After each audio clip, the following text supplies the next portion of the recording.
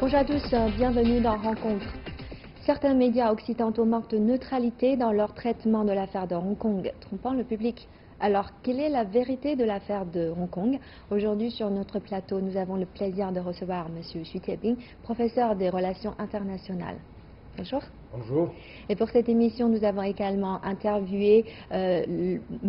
Wang Yiwei, professeur titulaire de la chaire Jean Monnet de l'Université Renmin de Chine.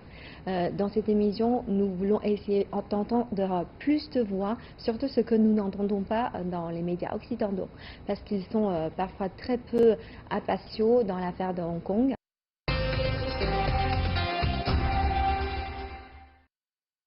Un journaliste et auteur allemand d'un best-seller sur la Chine a critiqué la couverture médiatique allemande sur les troubles à Hong Kong. Dans un article d'opinion publié dans Handelsblatt, un quotidien économique allemand, Stefan Baron a déclaré que la police hongkongaise n'avait pas fait usage d'une violence excessive. Il a indiqué que ce type de manifestation violente aurait probablement été réprimé aux États-Unis. Baron a également accusé les États-Unis de fournir des fonds à l'opposition par le biais de la Fondation nationale pour la démocratie. Il a même ajouté que Washington avait apporté un soutien politique aux adversaires du gouvernement, liant des privilèges commerciaux à la situation politique à Hong Kong. Baron affirme que le niveau d'intervention des États-Unis équivaut à une violation de la Convention de Vienne sur les relations diplomatiques. Le traité interdit aux diplomates d'intervenir dans les affaires internes d'un autre pays.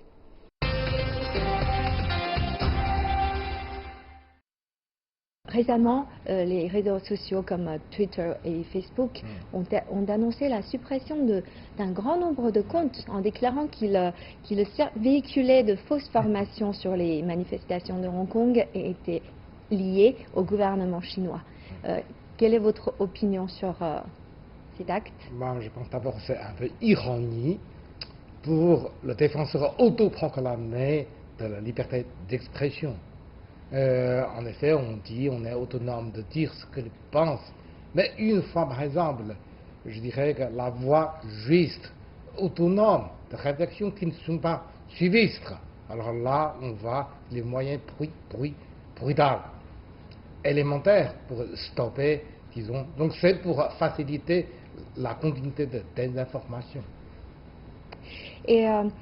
sur le rôle joué par les médias occidentaux dans les affaires de Hong Kong, l'auteur américain Joan White a publié un article sur RT.com intitulé « Pour le lobby anti-chinois, les troubles à Hong Kong est une aubaine ».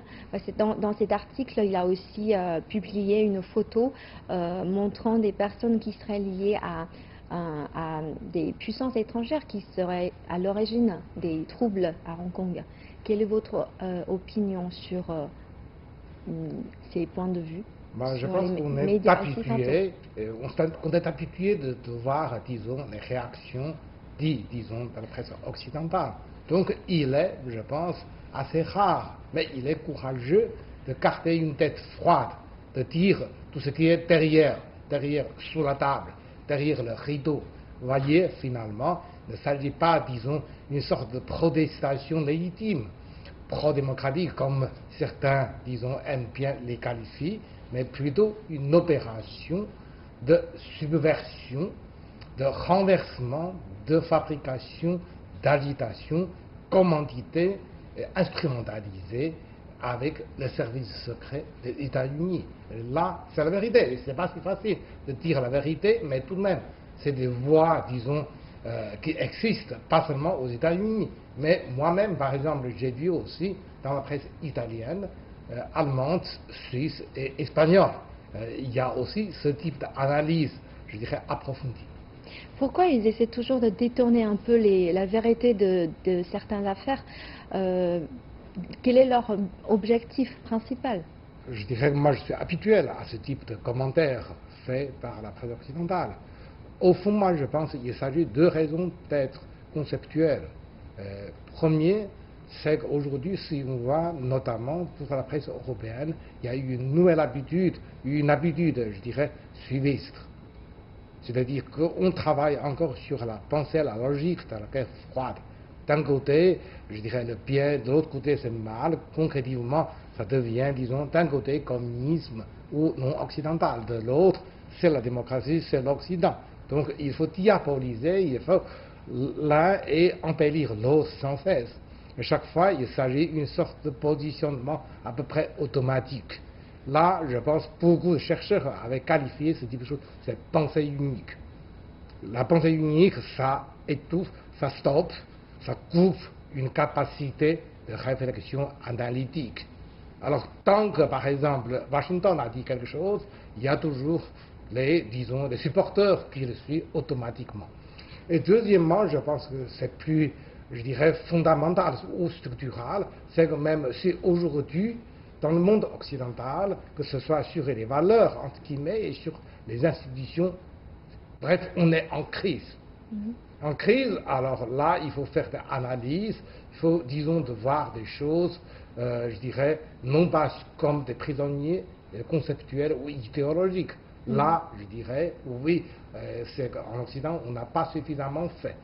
Et chaque fois, par exemple, quand quelque chose qui se passe, disons, à l'autre, ça fournit comme une sorte d'occasion, un exemple pour que la presse occidentale de se justifier, de auto-légitimiser. Là, peut-être c'est une myopie, une courte vue, et finalement, ça n'a pas grande valeur. Et dans son discours au Club économique de Détroit, le vice-président américain Mike Pence a déclaré que les États-Unis respectent profondément le peuple chinois et n'espèrent pas voir le marché chinois s'effondrer. Il a également affirmé que si la Chine veut parvenir à un accord commercial avec les États-Unis, celle-ci devrait d'abord respecter les accords existants, y compris la déclaration conjointe sino-britannique signée en 1984, stipulant qu'elle doit respecter l'indépendance judiciaire de Hong Kong. Quelle est votre opinion sur la politisation des frictions commerciales par les États-Unis? Les Américains, notamment actuellement avec l'administration de Trump, deviennent, je dirais, oui, effectivement, le champion, disons, dans la manipulation, dans exercer, disons, la pression maximum en associant tous dossiers, disons, qui sont par nature, sont différents avec le litige commercial. Qu'on a vu par exemple plusieurs fois, il y a l'accord où là, à l'approche de signer l'accord, et puis renversement, nouvelle pression et pour nouvelle, je dirais, de revendications irréalisables, excessives. Alors là, le haut responsable américain travaille encore sur, je dirais, sur cette manière-là. Est-ce que ça peut donner des résultats qu'on a déjà dit auparavant et on se répète? Oui, c'est une négociation, ok, viens, on fait quelque chose, mais on respecte, on tient la promesse. Et si chaque fois, le renversement, il y a une crédibilité minimum, n'existe plus chez les autres pays. Maintenant, je vous propose de regarder ensemble l'interview de M. Wang Yiwei et nous pouvons ensuite revenir sur ses propos. 香港呢，它是可以说是殖民的一个遗产吧，也是中国处理好全球资本主义体系这么个关系的一个试点。尽管97年回归主权回归来，但是呢，它因为它是采取的是盯着美元的联系的汇率制度，作为全球的金融中心、贸易中心、航运中心和全球的这个某种程度上也是这个法律信息服务各种各样的中心，所以它天然的跟美国、跟英国、跟美英所主导的这个叫自由主义的全球化一起连在一起，所以尽管主权上是已经回归了，但是呢，全球性危机呢冲击呢，应该来讲呢，现在正在逐步的显现。美国呢，它的产业已经越来越空心化，它现在这个工业制造只在 GDP 比重不到11.6%。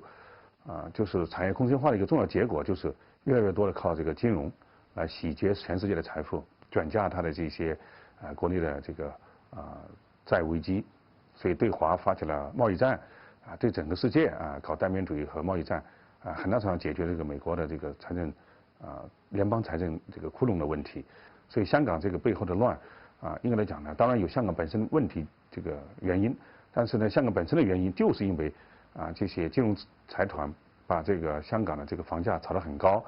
把香港的这个经济可以说已经掏空了，然后他们又卷了财富跑掉了，而且呢，他们也持有这个英国或者实际上很多国家的双重国籍，所以可以说也是里应外合，把香港的这个未来呢置入一个非常艰难的这样一个程度。而金融财团背后是有大量的美英的这个金融资本的这样一些这个背后的势力在这里操控，所以香港的这个问题复杂就复杂在这里，它绝对不是一个简单的一个所谓的这个民主示威啊这些问题，它是实际上全球金融资本主义来打压中国的这么一个宏大的这么一个背景，跟我们的这个贸易战跟这个其他的美国陷阱都是连在一块的。Depuis la crise de Hong Kong, on se demande toujours sur les questions essentielles de cette région. Et selon M. Wang Yiwei, il pense que la crise à Hong Kong n'est pas simplement une manifestation pro-démocratie, mais plutôt au contexte de la Chine réprimée par le capitalisme mondial. Quelle est votre opinion? Je pense que M. Wang Yiwei avait bien dit, aujourd'hui on doit prendre la conscience d'abord sur les vocabulaires. Un jeu sémantique. Contestation, manifestation, revendication, est-ce que c'est toujours légitime ou, je dirais, pro-démocratique, comme l'habitude occidentale à qualifier chaque fois quand il s'agit de quelque chose, je dirais, en dehors de l'Occident. Alors pour occuper Wall Street, pour Gilets jaunes, il n'a jamais utilisé ce mot-là, n'est-ce pas? Donc il faut faire renverser ce jeu sémantique. Et là, moi je pense qu'aujourd'hui, la révolution des couleurs, effectivement, la révolution entre guillemets, devient une industrie systématique, organisée, préparée, guidée par les services secrets. Quand on pense par exemple, souvient, agitation à Kiev, en Kyrgyzstan, au Caire, et quelque part aujourd'hui, ça se tombe à Hong Kong. Ce n'est plus, je dirais, la prise de conscience d'une revendication pour la démocratie, pour le droit de l'homme, c'est plutôt travailler sur l'intérêt objectif en, je dirais, trompant, mobilisant des gens inconscients ou subconscients de faire quelque chose. Finalement, c'est que l'objectif des États-Unis, c'est inscrit dans une longue stratégie entre Washington, dans leur deal, une sorte de duel entre les deux superpuissances. À l'avenir, à commencer à d'abord affaiblir, voire détruire, je dirais, la position financière de Hong Kong, ainsi saboter, je dirais, le projet initiative route de soie maritime et terrestre, ainsi stopper, je dirais, une certaine montée ou, disons, développement de la Chine dans sa voie, disons, autonome et internationaliste. Il faut dire, quand on pense, par exemple, quelques années, occuper, je dirais, la rue principale de Hong Kong 4 ans avant, je dirais, l'administration Trump. Donc on a vu que le CIA, ou je dirais aussi des fondations soi-disant, disons, de ONG, d'organisations non gouvernementales, avaient déjà fait quelque chose. Et maintenant, ce qu'on a vu, c'est la continuité en approfondissement. Ensuite, il a parlé comment les États-Unis opèrent-ils pour déstabiliser la Chine en semant le chaos à Hong Kong. 大概4、5年前，香港战中的时候，已经暴露出了美国对香港呢确实有一种战略上的这样一个算计的。这次呢，又是再次的体现出来了。有人把它称之为阴谋论，实际上不是阴谋，它就是阳谋。因为美国刚才讲的已经高度的金融这个资本来控制它的政治了，所以它空心化了嘛，它必然就通过这种制造金融动荡来获取巨大的利润的。因为正常的制造业和正常的游戏规则多边主义，它已经让美国可以说越来越衰落了那么它呢采取的方法呢，实际上呢在世界各地也是差不多的。这个香港呢，因为它比较特殊嘛。可以归纳为5步。第一步呢，就制造这个香港的动乱，然后这种动乱是持续的，所以香港当局没有办法维持治安，那么这个香港的居民在香港生活的外国人、公司都会产生一种恐慌，觉得香港不再是一个自由港，香港不再是一个安全的投资的环境。第二步呢，进一步的就引起了大量的资本的外逃。大家知道中国长期来吸引的外资主要是通过香港来进行的，中国呢对外的投资也是通过香港作为一个转移的人民币国际化的一个中介。那么大量的这个外国资本的外逃，然后中国就不可能通过香港来获取那么多外资香港也不可能保持它这种繁荣人民国际化呢也会受到很大的这种冲击。就是资本外逃了以后呢，他开始就是做空香港，美国也会更多的对冲基金来炒作中国国内的这个经济，把中国国内的经济开始也在慢慢的做空啊。尽管人民币在资本项目不可以自由兑换，但是毕竟这个香港和内地的联系中国和世界的金融联系是越来越密切所以会通过各种各样的方式来传导到中国会造成中国看衰中国只有中国看衰了以后，美国才能打赢这个中美贸易战。把中美贸易战呢变成一个全世界对中国的这个打压尤其西方资本的这个共同的打压最后呢，就是我觉得让中国和香港的这个可以说这个从金融上的这个麻烦转嫁到产业资本的这个外逃导致了中国的这个经济上的这样一个全面的下滑，或者说政局上的动乱，然后全面的质疑我们治理香港的能力，质疑中央政府的这个治理的能力和处理跟资本主义体系的关系的这个能力，然后呢。我们的创新，我们的这个“一带一路”的建设、大湾区的建设和新世纪的改革开放，全面的这个受到冲击。Dans cette question, M. Wang Yi a expliqué les stratégies des États-Unis en plusieurs étapes pour créer le chaos à Hong Kong. L'objectif final est d'entraîner une fuite des capitaux, et ce qui influencerait finalement la croissance de l'économie chinoise. Oui, moi je pense que oui, ça inscrit dans une longue stratégie de Washington quand il pense par exemple le futur duel entre guillemets avec la Chine. Donc c'est anticipation, faire des sabotages dès maintenant. Mais je vais ajouter tout de même, je pense qu'il s'agit, l'agitation actuelle de Hong Kong, il s'agit d'une sorte de je dirais opération entre plusieurs acteurs. Par exemple, les dirigeants actuels de Taïwan jouent un rôle très négatif dans le sens en pensant que voilà, en soutenant, en provoquant agitation à Hong Kong, ça renforce, je dirais, sa chance d'être réduit à Taïwan.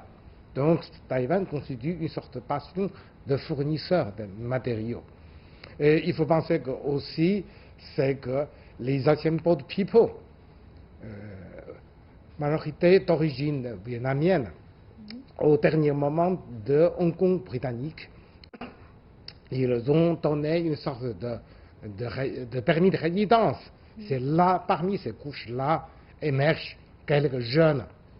disons, de jeunes leaders étudiants, qui sont finalement, ne sont pas des Chinois au sens propre. Ensuite, question, quelles opérations les États-Unis ont-ils menées dans l'ombre afin de semer le trouble à Hong Kong? 首先，美国在香港大概一个总领事馆，大概有600多人，这里边呢承担起了香港，承担起了美国，不仅是演变整个中国大陆，实际上整个某种程度亚洲地区的一个情报也好，或者一种政治渗透和这种可以这么说吧，这种各个方面势力的一个桥头堡。那么他采取的几个步骤，刚才讲，第一呢就是培训了很多的这些香港的这些年轻人，而且利用呢是英国撤离香港之前，把40万的这个香港的一些非法移民主要是来自于越南的这些相对比较极端的这些把它给合法化了。为首的那个年轻人叫黄之锋，就是个越南人，对华本身就是很极端，所以呢，利用这样一些人进行训练，包括这次还直接这个美国驻香港那个领事馆的政治处的这个官员会见他们，在酒店里都就被揭露出来了，抓住这些少数的这些所谓的年轻的领袖吧，培训他们，资助他们然后呢让他们来带领这些年轻人来闹事儿然后呢给他们庇护给他们留学机会给他们很多的这样一些培训等等吧，这是第一个人做人的工作第二个就是钱。大家知道美国国会有一个叫民主基金会这是佩洛西他们的众议院议长一直领导的，在当年这个香港回归，在这个08年这个奥运火炬传递的事件、达赖喇嘛西藏问题等等，一直扮演非常不光彩的这样一个角色。比如说直接的就是那个所谓的所谓打着民主自由旗号的这个书店老板叫黎智英这个人呢直接受了美国的他美国白宫像他们的这个美国的总统、美国的副总统、美国的这种高级官员都不断的见他，给他很多的指导资助这个人背后就是来煽动这年轻人去上街上街一次给他多少钱这些年轻人找不到很多工作或者这个为了凑学费他就是被他们所利用，所以就是金钱的这样一些直接的控制。第三个我觉得就是刚才讲的这个舆论上的这个全球舆论的这个施压包括美国把这种香港的骚乱描绘成为所谓的反暴力是警察对示威群众的暴力，而不是少数示威者用暴力的方式来袭击警察来占领机场甚至袭击这个中国内地的记者和游客，所以这方面他报道很少来这个误导这个全球的舆论。D'après ce que certains médias ont rapporté, il existe une grande probabilité de l'intervention des puissances étrangères. Monsieur Wang Yi était aussi d'accord sur l'intervention des puissances étrangères parce que c'est pas simplement des manifestations pro-démocratie. Ils ont atteint une telle envergure. Est-ce que vous êtes d'accord sur cette opinion? Bien sûr, moi je suis tout à fait d'accord, parce que les choses deviennent plus claires. La CIA, par exemple, possède, disons, plus de 600 employés à Hong Kong, peut-être le plus grand, je dirais, staff parmi dans le monde. Qu'est-ce qu'ils ont fait sur une île avec 6 millions d'habitants? Vous avez un consulat, plus de 600 consulats, plus de 600, disons, employés. Qu'est-ce qu'ils ont fait? Renseignement et agitation, encouragement, je dirais, aussi dans ce type de choses-là. D'autre part, moi je pense qu'il faut dire tout de même, indiquer un peu le rôle britannique. Donc, l'ancien colonialiste, quand ils ont fait un retrait, dans les négociations, ils ont essayé de maximiser la chance, le bénéfice de ces grandes sociétés. Par exemple la Cathay, etc. Même en même temps, ils distribuent pas mal de passeports, je dirais, aux Hongkongais, disons, de fidélité à Londres, en les plaçant dans des positions intermédiaires, voire de haut niveau, dans les autorités administratives de Hong Kong. Et ces gens-là, notamment, je pense, avec l'arrangement judiciaire, finalement, ça crée une exception, je dirais, que souveraineté judiciaire, c'est en partie est retenue par, disons, les pro-britanniques, entre guillemets. Là, ça aggrave, ça encourage agitation. Donc, c'est pas du tout, disons, démocratique. Quand on dit, disons, le degré de violence, comme on dit tous les jours,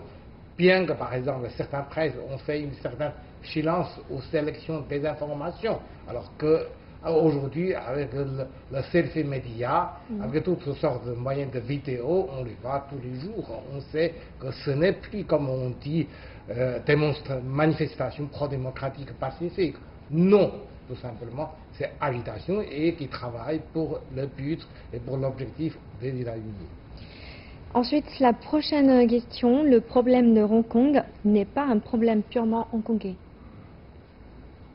如果把中国未来创衰，那么整个就像当年把苏联给做空一样的，最后把中国的这个国有资产很便宜的变成了私有化，然后外国资本就来收购，就整个的吃了多少苏联解体的红利啊！那么他希望中国会步入苏联的后尘，这是全球金融资本一直在做的这个局。没想到中国就一直在确保人民币在资本项目没有自由兑换，通过一带一路，而且把大量的这个购买美国国债的这个外汇储备进行了长期的这个基础设施的投资和产业的集权的布局中国呢已经在人民币国际化，已经在对冲美元和这个全球金融体系的这个风险。所以香港呢本来是成为中国刚才讲的这样一个大湾区建设和一带一路建设的这么一个资金融通的一个试点。那么现在呢他们以为通过这个那个传导效应，但没有发生这个呢我觉得他们就如意算盘就落空了所以呢正常的逻辑他们是搞不好中国的，所以中国也是吃一堑长一智这个香港的问题对中国无形是很好的一个爱国主义教育。所以我觉得法国和非洲和其他各国的这个人民也应该从这里看得出来，今天是香港，今天是中国，明天可能是印度，可能是其他的国家美国不可能因为你是他的盟友或者你是他的这个伙伴，他会放弃对你的这样一个打压的。全球金融资本美国人主导的，他就是美国利益优先，他就是确保美国再次伟大，不用提起。Monsieur Wang Yi souligne que Hong Kong est un moyen pour les États-Unis de mettre pression sur la Chine. Ça constitue, avec sa liaison avec le dollar, avec, je dirais, sa position comme centre financier, où, disons, les capitaux britanniques et américains dominent une grande proportion. Et bien sûr, ébranlement de cette position va affecter les relations, va affecter, disons, le développement de la Chine, puisque, bon, Hong Kong est aussi le tremplin, les fenêtres pour faire capitalisation, disons, et internationalisation de renminbi de la Chine. Et donc, en couture, c'est bien sûr affaiblissement de Hong Kong. Donc, finalement, ça atténuait, voire ça porte le processus de développement de la Chine. Mais je pense que tout de même, nous avons aujourd'hui suffisamment de moyens. L'importance, c'est plutôt la conscience et une sorte de riposte appropriée, je dirais, correcte au degré à ce type d'agitation. Et la dernière question, la raison pour laquelle ils ont organisé un rassemblement pacifique sous le thème « Lutter contre la violence et sauver Hong Kong ». 香港本身的这个发展繁荣这个根本包括香港每一滴水饮用水都是来自于深圳，来自于它的整个香港如果没有背靠的那个中国内地的话，它早就是一个死港，可以这么说。他以为是殖民主义带来的他以为是这个香港本身与生俱来的，这些我觉得都是片面的这个来影响这个香港的舆论，所以使得很多的香港居民因为他本身对现状不满，住的条件非常差物价飞涨，然后呢收入下降等等吧，开始是同情支持这些学生的。但是随着这些学生更多的实际上是受到西方的资助也好，刚才讲的采取一种暴力的方式，所以香港的市民自发出来反对这些战争的反对香港的这些乱局因为香港乱下去就会自我沉沦。再加上呢中国中央政府刚刚要发布了这个把深圳打造成为中国特色社会主义的先行的改革的示范区，实际上呢对香港会造成很大的这样一些冲击的因为香港刚才讲的可以某种程度上呢不可靠吧中央或者觉得它有不可靠吧，所以呢我们只能把这个大湾区建设的重任本来是放在香港身上，现在只能放在深圳的身上。所以呢香港如果再这样闹下去了，大湾区建设一带一路的这个新一轮的改革开放的这个机遇进一步的会错失让香港就像有些老百姓所讽刺的，香港将来会成为深圳的一个县或者一个特区一样的，而且深圳的 GDP 已经超过了香港香港这些功能都是历史性的不是永远的上海现在也有新的自由贸易区自由港建设这个海南的自由港建设等等，所以香港如果再不好好去反思自己的前途和未来，而且跟着西方在这里瞎闹的话，我觉得他将来会这个可以说就像中国人说 no 作 no die 可以说自取这个其辱吧。En fait, certains manifestants n'ont pas encore compris que le développement de Hong Kong devait grandement à la partie continentale de la Chine, non pas à sa relation avec les États-Unis ou le Royaume-Uni. L'importance, c'est que ce n'est pas qu'il ne sait pas, en fait, simplement, c'est qu'il fait spécialement pour saboter les relations. C'est qu'aujourd'hui, je pense que tous les observateurs socio-économiques, quand on voit par exemple le degré, la connectivité entre Hong Kong et les continents, il est, je pense que il est obligatoirement de s'avouer ce type de sabotage ne donne pas un résultat escompté. Cela dit, je pense qu'aujourd'hui, qu'on le sait, par exemple, le gouvernement central avait un projet d'exemplarité pour la ville, disons, limitrophe de Shenzhen. C'est aussi dire, voilà, si vous laissez, par exemple, Hong Kong à ce déclin dans une sorte de piège de descente, alors là, ce serait aussi, je dirais, tragique pour les habitants et l'avenir de Hong Kong. Merci d'avoir été avec nous aujourd'hui et merci pour tous vos éclaircissements sur ce sujet. Voilà, c'est la fin de cette édition. À la prochaine.